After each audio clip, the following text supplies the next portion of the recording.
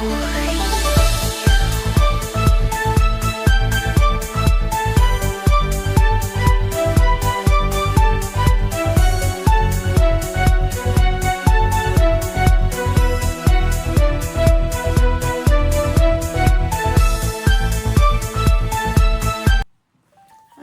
everyone, welcome to Life with G. Now, just to let you know, I've tried a few times to get this video recorded, okay? So, if I stumble, it's okay.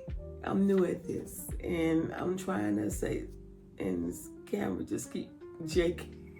But anyway, I just want to share some things with you. Some experiences I had back in 2014 when I was in the hospital for around 30 days. If you have a loved one who had a stroke, just remember to give them words of encouragement. Okay? Let them know that this too shall pass. That yes, might be an uphill climb, but they got it. They got it, and whatever they need, you're there for them. And that does a person's mental state good. It's like that mindset. It's like, okay, I can do this. This too shall pass. You know, it's not going to be here like this always. So that positivity is very important. Another thing is, don't forget the calls and the visits.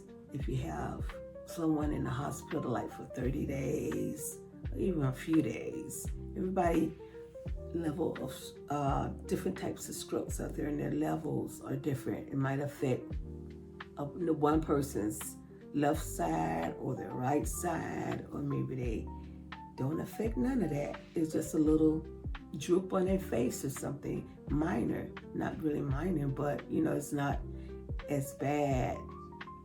So there's different degrees of it. So whatever that person needs, just check in on them. Checking in on them, let them know that you're thinking about them, because everybody have busy days and they have their life, you know, doing this or doing that, and like, oh, I forgot, but you know, let me be intentional about calling them or visit them, just to let them know you're thinking of them and you love them, and it helps. It goes a long way. It doesn't have to be a long, drawn out visit. It doesn't have to be a long, drawn out phone call. Just at it. I'm just checking in on you. Anything I could get you, you know, you're okay? Okay. You know, let me know if I can help you. That's all they need. That's all I needed. I enjoyed that. Just to know I was on someone's mind. I was on someone's mind. And then just take a little time to do. Think of others.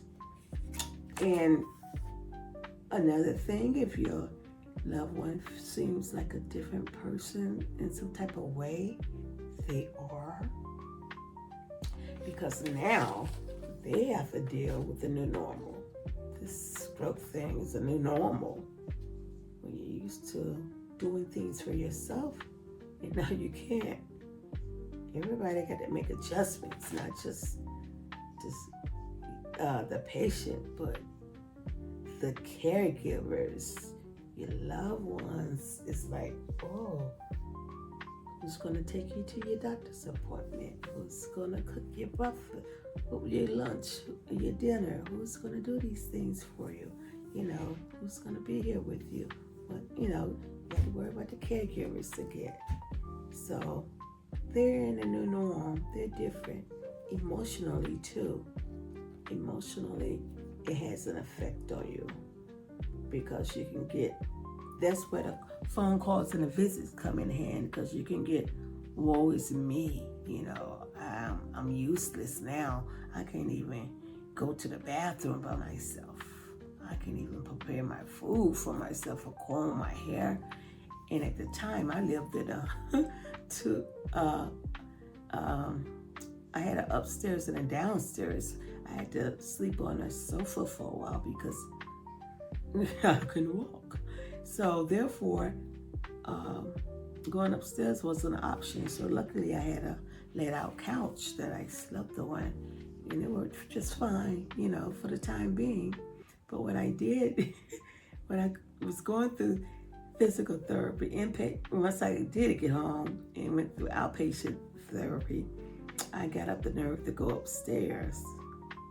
So I managed to get upstairs, and then guess what?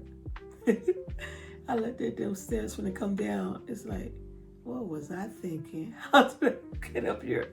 So I had to get down on the steps, and on my butt, there I went, boom, boom, boom. It's like I'm getting down these stairs, and I'm not staying stuck up here. So I managed to sit down and just took one scoot at a time, going down the steps. That was my new norm, make adjustments. I got through it and got to the bottom floor. But just be patient with them because they are different. They're gonna have frustrating times because when you can and then you can't, you get frustrated. But again, it'll pass because they're going through physical therapy. They're doing exercises to get better. So not just them alone, but God is helping them too. It's a process, yes. And when they perform small tasks that they in the beginning couldn't do, and now they can because they've been attending physical therapy or occupational therapy they went to, encourage them, give them that pat on the back. Everybody wants a little pat on the back. Like, okay, you did that. And then, again, another thing, if, say, for instance, they're trying to button up the blouse or hold the sperma fork, and they, and you're there to do it for them, but before you attempt the task yourself, have them to do it. So if they do it, it's best. But if they don't get it done, it's okay. Then you take in, but give them the opportunity to try to do it themselves. Because that's where progress comes in at. So if you're no longer there, they'll be able to do that. Right? Right. Okay. It's important that we used to call it patient advocate, where your loved one's mouthpiece. Be there for them, because a lot of times they need somebody to help them speak on different situations and stuff, and they're not capable of doing it or get frustrated in trying to do it. So they need someone there to make sure they got the proper medications, the appointments are made properly and in a timely manner and stuff. They just need backup. You just need to have their backs. That's all. That's the bottom line. They need you to have their backs. And I am looking at my notes here. During my stay in the hospital, I went to physical therapy, occupational therapy, and speech therapy. And upon discharge, they gave me a loaner wheelchair, and later on with the insurance, I received my own wheelchair, and like, oh, do I have to get this back? I didn't even have to give it back, which was surprisingly, but I ended up giving it to someone who needed a wheelchair, so it worked out. They gave me a wheelchair. I received a walker. I had a cane, a shower chair. I had arm rails for the toilet, so to help me pull myself up on. And those things came in handy because I needed them.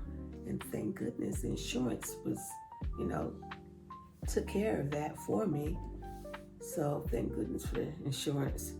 But they did I needed longer physical therapy at the time, but they only limit so many hours outpatient physical therapy, you know. But I moved states, so I began to get it from the VA, and I didn't have to worry about it because I still needed it. So yes, make sure you help your loved ones get the things that they need during this new normal that they're having. And one incident, not incidents, but occurrence that happened to me one evening. I couldn't go to sleep for nothing when I was in the hospital. It happened to me outside of the hospital too, but this was more of a mental thing in the hospital. I felt as if the walls was closing in on me because I had been there for a week or so then, and just like I was trying to get some sleeping medicine to help me relax. Nothing was helping me, and in that saying, if you can't do nothing but wave your hand, it's like, okay, Lord, I need you. And I had to wake my husband up because he was in the couch next to my bed, on a let out bed they got for him for his stay, and he was there. And I just said, Randy, just talk to me. I don't care what you say, just talk. I needed noise because mental state ain't no joke. It ain't no joke. You can crack any minute. It's no joke. So once he kept talking to me, I just said, keep on talking to me. I just need to hear your voice. Just talk to me. It got me through. So I was able to lay back and just go to sleep. But it's nice to have people around you that can help you along this journey, because we can't do it ourselves. We can't do it ourselves. We want to do a lot of things by ourselves, but we can't. We need each other. And that's what we're there for. We're there for each other. And also, I just want to say, it's one of my brothers who was he has passed away now. He passed away of COVID and some other stuff, but he told Wayman, my husband, he told my husband, like, man, I'm glad you're there for my sister. And I heard him on the phone. He's like, man, that's my wife. Where else would I be? It's like, yeah, I'm here for her. So, but I said that to say this, you take your vows seriously.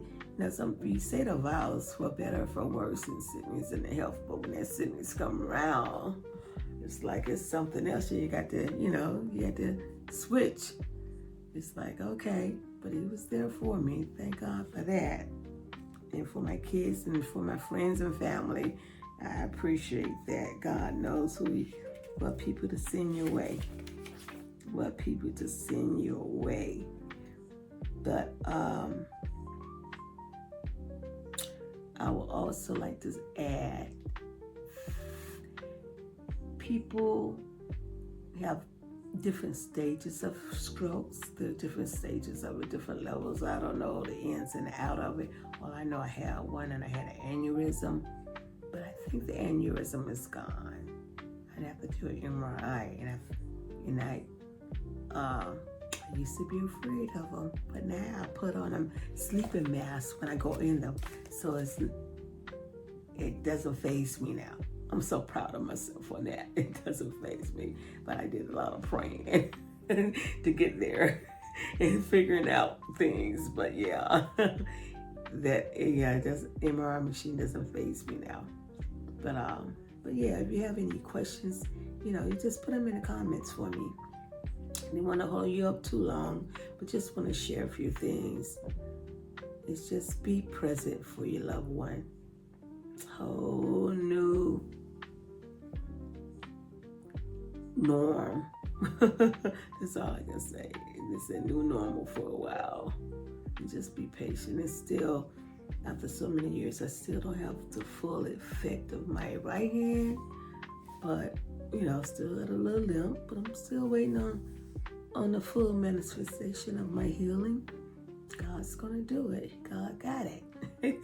I just need to do my part, and I need to get better at doing my part by making sure I exercise. So I will be showing some of the exercises I do from the chair. I do some standing up.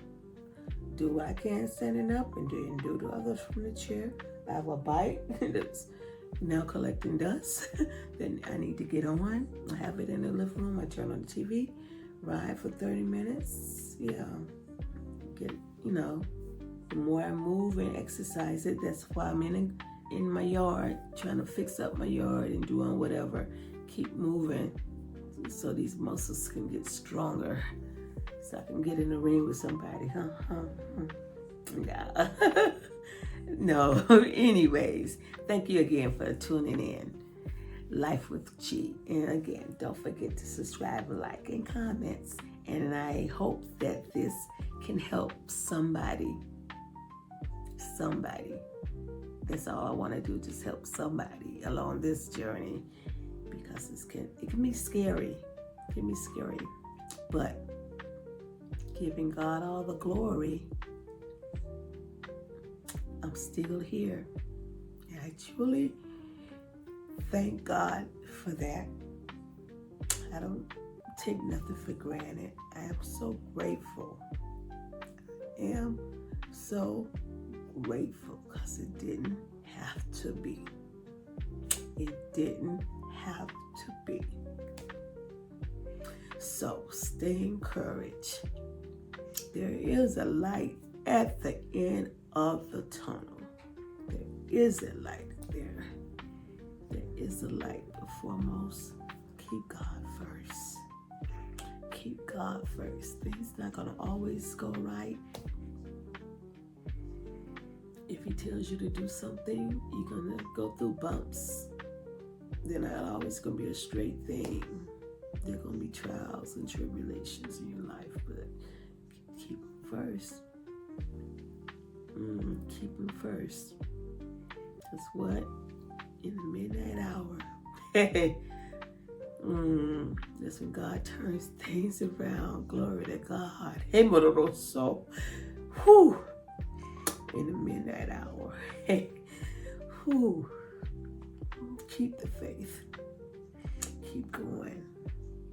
Keep pushing. Keep doing. Love on one another. Let's not take each other for granted. We always think we got tomorrow, but we don't know what tomorrow holds. So we don't know what the midnight holds. Hey, we don't know. Just love on one another. Put your differences aside. Forgive. Forgive. Sometimes people might say it's hard to forgive. You don't know what they did to me. But look what Jesus did for us. Thank you, Lord. Thank you, Lord. But thank you for tuning in. And again, I shall see you soon. Thank you.